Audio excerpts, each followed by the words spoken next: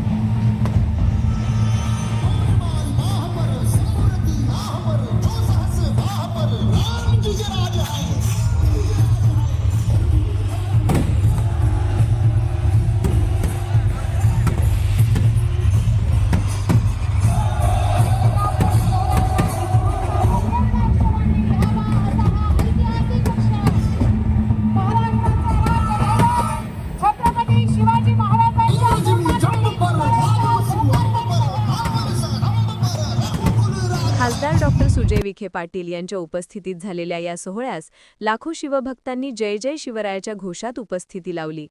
गेल्या 3 दशकांपासूनची शहरवासियांची मागणी अखेर पूर्णत्वास आली। या कार्यासाठी भाजपा जिल्हाध्यक्ष नितीन दिनकर व माजी तालुका अध्यक्ष दीपक पटारे यांनी पुढाकार घेतला। मुख्यमंत्री देवेंद्र फडणवीस यांच्या काळात निधीची मागणी केली गेली होती, तर जलसंपदा मंत्री राधाकृष्ण विखे पाटील यांनी जिल्हा नियोजन समितीतून 1 कोटी रुपयांचा निधी मंजूर करून कामास गती दिली। नाशिकचे शिल्पकार शरद मार्तंड मैद यांनी ब्रॉन्झ धातूपासून 12 फूट उंच अश्वरूढ पुतळा साकारला असून परिसराचे आकर्षक सौंदर्यीकरण करण्यात आले आहे। शिवसृष्टी नावाने ओळखले जाणारे हे ठिकाण शहराचे नवीन आकर्षण ठरणार आहे।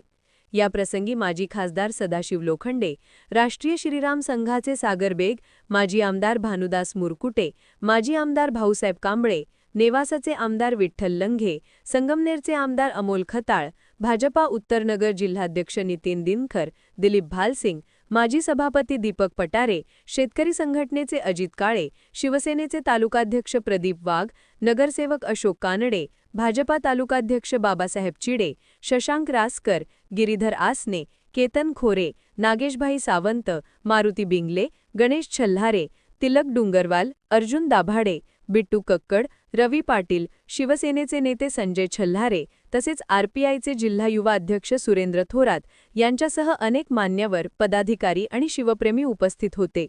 अनावरणानंतर भव्य रोषणाई, आतिषबाजी आणि सर्वपक्षीय सहभागामुळे हा सोहळा श्रीरामपूरच्या इतिहासातील अविस्मरणीय क्षण ठरला।